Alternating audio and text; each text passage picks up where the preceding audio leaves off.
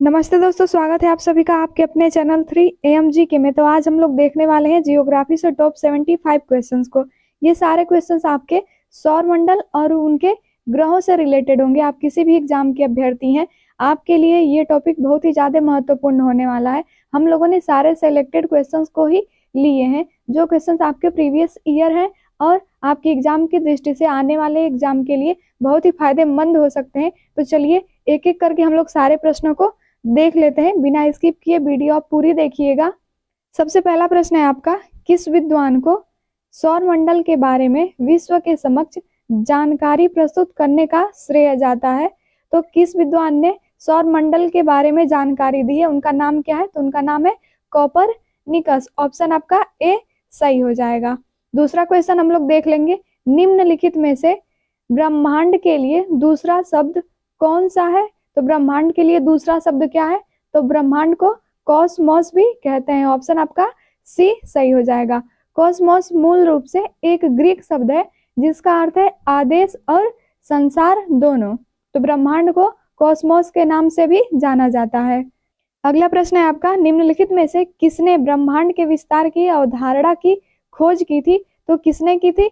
Edwin Hubble ने ब्रह्मांड के विस्तार की अवधारणा की खोज की थी। ऑप्शन आपका ए सही हो जाएगा। सौर मंडल के निर्माण, फॉर्मेशन और निरूपण, इवोल्यूशन की व्याख्या करने के लिए सर्वाधिक व्यापक रूप से स्वीकृत मॉडल कौन सा है? तो ये निहारिका परिकल्पना है। ऑप्शन आपका सी सही हो जाएगा। निहारिका परिकल्पना सिद्धांत इमैनुअल कांट द्वारा विकसित किया गया था। गणितज्ञ लाप्लास ने 1796 में इसे संशोधित किया। अन्य परिकल्पना बिग बैंग थ्योरी ब्रह्मांड की उत्पत्ति से संबंधित जॉर्ज लेमेत्रे द्वारा प्रतिपादित किया गया था। अगला प्रश्न हम लोग देखेंगे, किसने अपने नए आविष्कृत दूरबीन से 1610 में के आरंभ में पता लगाया कि बृहस्पति के 4 उपग्रह हैं? तो किसने पता लगाया था? गैलीलियो गैलीली ने पता लगाया था कि बृहस्पति ग्रह के 4 उपग्रह हैं। गैलीलियो गैलीली एक इटली के खगोल शास्त्री और वैज्ञानिक थे। 1610 में गैलीलियो गैलीली द्वारा खोजे गए बृहस्पति के गैलीलियन चंद्रमाओं की संख्या 4 थी। गैलीलियो गैलीली ने जिन 4 चंद्रमाओं की खोज की वो थे लो, यूरोपा, गैनीमेड और कैलिस्टो। यही 4 चंद्रमा जो बृहस्पति ग्रह के उपग्रह हैं। अगला प्रश्न देखते हैं, किसने सबसे पहले 1655 में शनि के छल्लों का ग्रह के चारों ओर उपस्थिति एक डिस्क के रूप में सटीक वर्णन दिया था? तो किसने दिया था? ये आपका दिया था क्रिस्टियन ह्यूजेंस ने दिया था। ऑप्शन आपका बी सही हो जाएगा। अगला प्रश्न देखते हैं, रात्रि में आकाश में चमकने वाले पिंडों को किस नाम से जाना जाता है? तो खगोलीय पिंड भी कहा जाता है। ऑप्शन आपका ए सही हो जाएगा। Big bang theory, big bang सिद्धांत किसकी उत्पत्ति का वर्णन करती है? तो ये ब्रह्मांड की उत्पत्ति का वर्णन करती है। ऑप्शन आपका ए सही हो जाएगा। ब्रह्मांड की स्थिर अवस्था की संकल्पना के बारे में किस वैज्ञानिक ने विचार किया था? तो किसने किया था? ये आपके किए थे फ्रेड हॉयल ने ब्रह्मांड की स्थिर अवस्था की संकल्पना के बारे में एक विचार किया था। ऑप्शन आपका सी सही हो जाएगा। स्थलीय ग्रह किससे बने होते हैं? तो ये आपका चट्टानों और धातुओं से बने होते हैं। ऑप्शन बी आपका सही हो जाएगा। स्थलीय ग्रह कौन कौन से हैं? बुध, शुक्र, पृथ्वी और मंगल। जेवियन ग्रह कौन है? शनि, बृहस्पति, यूरेनस और नेपच्यून। हाइड्रोजन पदार्थ के कारण इन ग्रहों को जेवियन ग्रह कहा जाता है। अगला प्रश्न देख लेते हैं, निम्नलिखित में से स्थलीय ग्रह की पहचान कीजिए। तो इसमें से स्थलीय ग्रह कौन है? वो बुध है। निम्नलिखित में से किस एकमात्र ग्रह की सतह पर तरल पानी पाया जाता है? तो पृथ्वी की सतह पर तरल पानी पाया जाता है। पृथ्वी मिट्टी, वायु, जल और जीवन से मिलकर बनी है। भूमि के पहाड़, घाटियां और समतल क्षेत्र भी पृथ्वी पर शामिल है। हवा विभिन्न गैसों से बनी है, मुख्य रूप से हाइड्रोजन और ऑक्सीजन। कौन सी विकिरण पेटियां पृथ्वी के चारों ओर चुंबकीय रूप से फंसे अत्यधिक ऊर्जावान आवेशित कणों के विशाल स्वास्थ्य हैं? तो ये वैन एलन। ऑप्शन आपका ए सही हो जाएगा। वैन एलन विकिरण बेल्ट चुंबकीय रूप से फंसे हुए अत्यधिक ऊर्जावान आवेशित कणों के विशाल स्वाथ हैं जो पृथ्वी को घेरते हैं। सबसे प्रसिद्ध नक्षत्रों में से एक जिसे हम गर्मी के समय में रात के शुरुआती भाग में देख सकते हैं उसे क्या कहते हैं? तो उसे उर्सा मेजर कहते हैं, सप्त ऋषि कहते हैं। इसे बिग डियर, ग्रेट बियर या सप्तऋषि के नाम से भी जाना जाता है। इस नक्षत्र में 7 प्रमुख तारे होते हैं। ऑप्शन आपका डी सही हो जाएगा। किस अवधि में क्वाड्रेटिड्स नामक उल्का बौछार पृथ्वी से सामान्यतः दिखाई देता है? तो किस अवधि में दिखाई देता है? ये आपका दिसंबर से जनवरी माह में दिखाई देता है। ऑप्शन डी सही हो जाएगा। निम्न में से किस महीने में लिरिड्स नामक उल्का बौछार पृथ्वी से देखी जा सकती है? तो ये अप्रैल में देखी जा सकती है। ऑप्शन ए सही हो जाएगा। अंतरराष्ट्रीय अंतरिक्ष स्टेशन को पृथ्वी की प्रत्येक परिक्रमा में कितने मिनट का समय लगता है? तो 90 से 93 मिनट का समय लगता है। 24 घंटे में अंतरिक्ष स्टेशन पृथ्वी की 16 परिक्रमा करता है। कौन पृथ्वी के चुंबकीय क्षेत्र के लिए जिम्मेदार है? तो ये बाहरी कोर है जो वो पृथ्वी के चुंबकीय क्षेत्र के लिए जिम्मेदार होता है। कौन पृथ्वी का सबसे बाहरी ठोस हिस्सा है? तो क्रस्ट जो होता है पृथ्वी का सबसे बाहरी ठोस हिस्सा होता है। अगला प्रश्न देखते हैं। किस प्रक्रिया द्वारा पृथ्वी की भूपर्पटी गति करती है, ऊपर उठती है और निर्मित होती है? तो ये पटल विरूपण द्वारा पृथ्वी की भूपर्पटी गति करती है, ऊपर उठती है और निर्मित होती है। ऑप्शन डी सही हो जाएगा। निम्न में से कौन पृथ्वी की बाह्य परत है जो प्लेटों से निर्मित है, जो एक साथ एक जिग्सो पजल की तरह बन जाते हैं? स्थल मंडल है। ऑप्शन आपका ए सही हो जाएगा। निम्न में से किसे भूकंपों के अध्ययन के रूप में जाना जाता है? तो सिस्मोलॉजी को भूकंप का अध्ययन के रूप में जाना जाता है। भूकंप के अध्ययन को क्या कहते हैं? तो सिस्मोलॉजी कहते हैं। पृथ्वी अपनी ही धुरी पर 1 घंटे में कितने डिग्री घूमती है? तो ये 15 डिग्री पृथ्वी 1 घंटे में अपने धुरी पर घूम जाती है। पृथ्वी अपनी धुरी पर हर 24 घंटे में 360 डिग्री घूमती है। पृथ्वी की त्रिज्या कितनी है? तो पृथ्वी की त्रिज्या आपकी 6371 किलोमीटर है। ऑप्शन सी सही हो जाएगा। चंद्रमा एक उपग्रह की कक्षा में पृथ्वी के निकटतम बिंदु को क्या कहते हैं? तो उपभू कहते हैं। ऑप्शन आपका ए सही हो जाएगा। चंद्रमा या उपग्रह की कक्षा में वह बिंदु है जिस पर यह पृथ्वी के सबसे निकट होता है। पूर्णिमा के दिन के बाद 15वें दिन चंद्रमा दिखाई नहीं देता है, इसे किस दिन के रूप में जाना जाता है? तो इसे जाना जाता है अमावस्या के रूप में। ऑप्शन आपका ए सही हो जाएगा। 2 क्रमागत अमावस्या के बीच लगभग कितने दिनों की अवधि होती है? तो ये 29.5 दिनों की अवधि होती है, यानी कि 29.5 दिनों की अवधि होती है। चंद्रमा किस पिंड का उदाहरण है? तो चंद्रमा आपका ज्योतिहीन पिंड का उदाहरण है। चंद्रमा के चारों तरफ पतले गैसीय आवरण को क्या कहते हैं? तो चंद्र बाह्य मंडल कहते हैं। ऑप्शन आपका ए सही हो जाएगा। मंद ज्वार भाटा कब आते हैं? तो मंद ज्वार भाटा जब सूर्य और चंद्रमा पृथ्वी के समकोण पर होते हैं तब मंद ज्वार भाटा आते हैं। ऑप्शन आपका ए सही हो जाएगा। मंद ज्वार महीने में 2 बार होते हैं, जब सूर्य और चंद्रमा पृथ्वी के दाहिने कोण पर होते हैं। इस स्थिति में पृथ्वी के जल पर उनका कुल गुरुत्वाकर्षण पुल कमजोर हो जाता है, क्योंकि यह 2 अलग अलग दिशाओं से आता है। चंद्रमा पर किसी वस्तु का भार पृथ्वी पर उसके भार के कितने भाग के बराबर होता है? तो 1/6 भार के बराबर होता है। चंद्रमा पृथ्वी का एक चक्कर पूरा करने के साथ ही अपनी धुरी पर भी कितने चक्कर पूरा करता है? तो चंद्रमा पृथ्वी का एक चक्कर पूरा करने के साथ अपनी धुरी का चक्कर वह 1 चक्कर पूरा कर लेता है। ऑप्शन आपका सी सही हो जाएगा। चंद्रमा 3,85,000 किलोमीटर की औसत दूरी पर ग्रह की परिक्रमा करने वाला पृथ्वी का एकमात्र प्राकृतिक उपग्रह है। चंद्रमा की उपस्थिति हमारे ग्रह को स्थिर करने और हमारी जलवायु को संतुलित करने में मदद करती है। चंद्रमा को अपनी धुरी पर 1 चक्कर पूरा करने में 27.3 दिन लगता है। चंद्रमा को पृथ्वी का 1 चक्कर पूरा करने में 27 दिन 7 घंटे और 43 मिनट का समय लगता है। यूजेंस चंद्रमा का सबसे ऊंचा पर्वत है। किसे जब अब पृथ्वी के सौर मंडल के भीतर एक ग्रह के रूप में नहीं माना जाता है, तो प्लूटो को नहीं माना जाता है। ऑप्शन आपका सी सही हो जाएगा।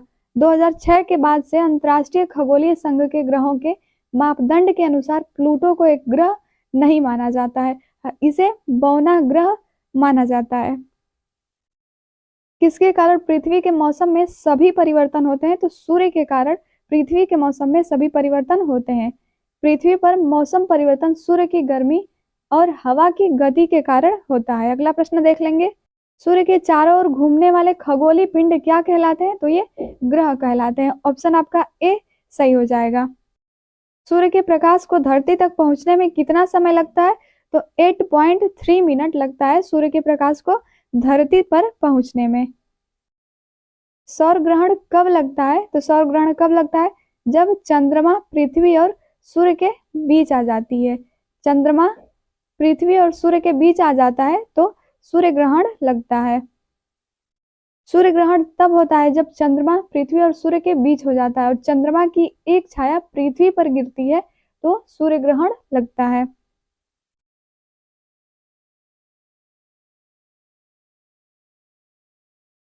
निम्नलिखित में से कौन सा सूर्य ग्रहण का एक प्रकार नहीं है? तो खंड छाया युक्त चंद्र सूर्य ग्रहण का एक प्रकार नहीं है। ऑप्शन आपका बी सही हो जाएगा। बेली वृक्ष को किस दौरान देखा जा सकता है? तो पूर्ण सूर्य ग्रहण के दौरान बेली वृक्ष को देखा जा सकता है। ऑप्शन डी आपका सही हो जाएगा। अब सौर की घटना के दौरान पृथ्वी और सूर्य के बीच अनुमानित दूरी कितनी होती है? तो 152 मिलियन किलोमीटर होती है। सूर्य से सबसे दूरी पर कौन सा ग्रह है? तो नेपच्यून सूर्य से सबसे दूरी पर ग्रह है। ऑप्शन आपका सी सही हो जाएगा। निम्न में से सौर मंडल का सबसे तेज हवा वाला ग्रह कौन सा है? तो सबसे तेज हवा वाला ग्रह नेपच्यून है। आपका बी सही हो जाएगा। नेपच्यून सौर मंडल का सबसे तेज हवा वाला ग्रह है। नेपच्यून सूर्य से 8वां और सबसे दूर का ज्ञात सौर ग्रह है। नेपच्यून द्वारा सबसे ठंडा ग्रह है। नेपच्यून दूसरा सबसे ठंडा ग्रह है। यह पृथ्वी के द्रव्यमान का 17 गुना है। नेपच्यून अंधेरा, ठंडा और बहुत हवा वाला ग्रह है। कुइपर बेल्ट की कक्षा के ठीक बाहर मौजूद बर्फ की चट्टानों और धूल के पिंडों का एक वलय क्या है? तो वो नेपच्यून है। सूर्य के सबसे निकट कौन सा ग्रह है? तो सूर्य के सबसे निकट बुध ग्रह है। सूर्य का एक चक्कर लगाने में बुध ग्रह को कितना समय लगता है? तो ये 88 दिन लगता है। 88 दिन में बुध ग्रह सूर्य का एक चक्कर लगा लेता है। निम्नलिखित में से किस ग्रह का अपना कोई उपग्रह नहीं है? तो बुध ग्रह का अपना कोई उपग्रह बिल्कुल नहीं है। किस ग्रह में चंद्रमा की तरह कलाएं होती हैं? तो बुध ग्रह में चंद्रमा की तरह कलाएं होती हैं। सौर मंडल के किस ग्रह को पृथ्वी का जुड़वा ग्रह माना जाता है? तो शुक्र ग्रह को पृथ्वी का जुड़वा ग्रह माना जाता है। ऑप्शन आपका डी सही हो जाएगा। लूसीफर किस ग्रह का एक अन्य नाम है? तो शुक्र ग्रह का नाम लूसीफर भी है। ऑप्शन आपका सी सही हो जाएगा। शुक्र को सबसे चमकीला ग्रह होने की अपनी विशेषता के कारण लूसीफर के नाम से भी जाना जाता है। कौन सा ग्रह सल्फ्यूरिक अम्ल की सफेद और पीले बादलों की मोटी परत से बना हुआ है? तो कौन सा ग्रह है? यह आपका शुक्र ग्रह है। किस ग्रह को भोर का तारा भी कहा जाता है? तो शुक्र ग्रह को भोर का तारा भी कहा जाता है क्योंकि यह अक्सर सुबह को ही देखा जाता है। सुबह तक ये ग्रह दिखाई देता है, इसलिए इसे भोर का तारा भी कहा जाता है। शुक्र ग्रह के कितने प्राकृतिक उपग्रह हैं? तो शुक्र ग्रह के कोई भी प्राकृतिक उपग्रह नहीं है। शुक्र के पास कोई प्राकृतिक उपग्रह नहीं है। बुध और शुक्र के पास चंद्रमा नहीं है क्योंकि वे सूर्य और उसके गुरुत्वाकर्षण के बहुत करीब है, इसलिए बुध और शुक्र के पास कोई उपग्रह नहीं है।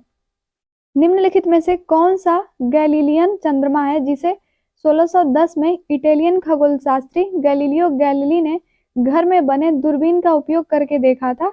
तो गैनीमेड इसका आंसर हो जाएगा गैनीमेड। ऑप्शन आपका डी। गैनीमेड के बारे में निम्नलिखित में से कौन सा कथन सही नहीं है? तो कौन सा कथन सही नहीं है? यह बुध से बड़ा है, यह भी सही है। यह हमारे सौर मंडल का सबसे बड़ा प्राकृतिक उपग्रह है, यह भी सही है। यह एकमात्र चंद्रमा है जिसे अपने आंतरिक रूप से उत्पन्न चुंबकीय क्षेत्र के लिए जाना जाता है, ये भी सही है। कथन सही नहीं है तो यह शनि के चारों ओर घूमता है, यह कथन सही नहीं है, तो ऑप्शन आपका डी सही हो जाएगा। गैनीमेड बृहस्पति की कक्षाओं और हर 7 दिन और 3 घंटे में एक क्रांति को पूरा करता है। बृहस्पति के पास 31 जुलाई 2020 तक कितने प्राकृतिक उपग्रह थे? तो कितने प्राकृतिक उपग्रह थे? ये 79 उपग्रह थे। निम्नलिखित में से किस ग्रह को विशाल गैस के रूप में जाना जाता है? तो बृहस्पति ग्रह को विशाल गैस के रूप में जाना जाता है। यूरोपा किसका प्राकृतिक उपग्रह है? तो यूरोपा आपको बृहस्पति ग्रह का प्राकृतिक उपग्रह होता है। यूरोपा बृहस्पति की परिक्रमा करने वाला 4 गैलीलियन चंद्रमाओं में सबसे छोटा है और बृहस्पति के सभी 79 ज्ञात चंद्रमाओं में से छठा सबसे निकटतम है। यूरोपा सौरमंडल का छठा सबसे बड़ा चंद्रमा भी है, यानी कि उपग्रह भी है। किस ग्रह पर 300 वर्षों से भी अधिक समय से पृथ्वी से 2 गुना चौड़े घूमते हुए ग्रेट रेड स्पॉट नामक अंडाकार बादल देखे गए हैं? तो किस ग्रह पर? बृहस्पति ग्रह पर देखे गए हैं। बृहस्पति सौरमंडल का सबसे बड़ा ग्रह है। बृहस्पति में ज्यादातर हीलियम और हाइड्रोजन गैस होती हैं। बृहस्पति के उपग्रहों की संख्या कितनी है? तो ये 95 है। सौरमंडल के ग्रहों के क्रम में मंगल और शनि ग्रह के बीच कौन सा ग्रह आता है? तो मंगल और शनि ग्रह के बीच आपका बृहस्पति ग्रह आता है। ऑप्शन आपका डी सही हो जाएगा। बृहस्पति सूर्य से 5वां ग्रह है और सौरमंडल में सबसे बड़ा ग्रह है। निम्नलिखित में से कौन सा बौना ग्रह मुख्य क्षुद्र ग्रह बेल्ट में स्थित है? तो ये सेरेस स्थित है। ऑप्शन आपका सी सही हो जाएगा। सेरेस मंगल और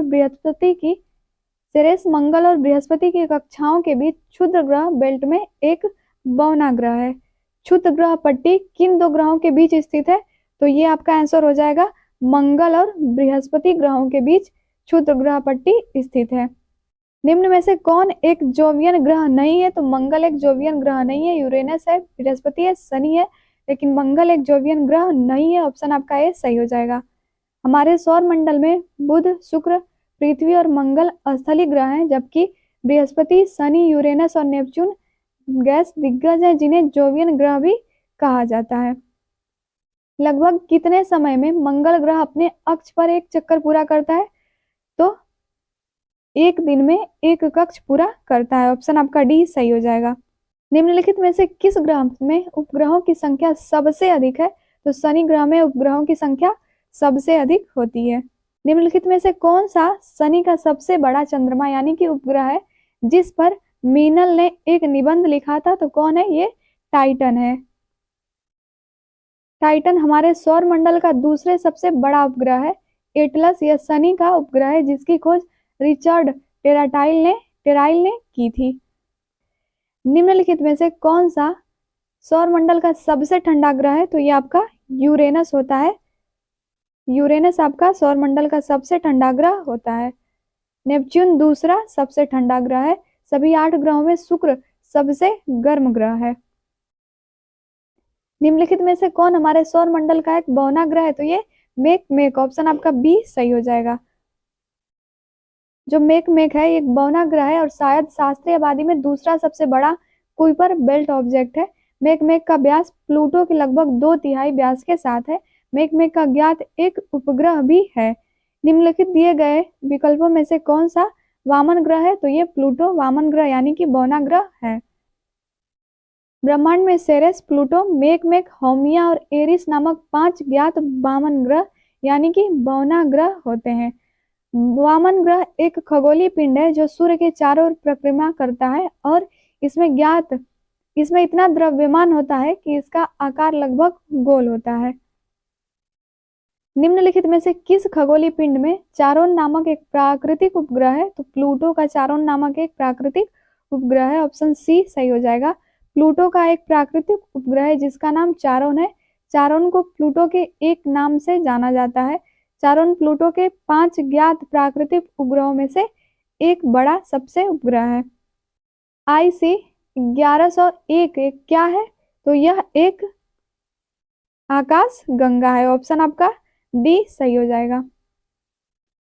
आकाशगंगाओं के बीच की दूरी के संबंध में कौन सा रुझान पाया जाता है? तो ये ऑप्शन हो जाएगा डी, बढ़ते क्रम में।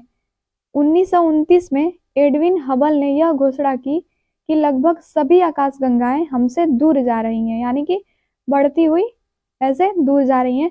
एडविन हबल ने पाया कि ब्रह्मांड का विस्तार हो रहा था, सभी आकाशगंगाएं एक दूसरे से दूर जा रही हैं। इस घटना को आकाशगंगा के स्पेक्ट्रम में रेड शिफ्ट के रूप में देखा गया है।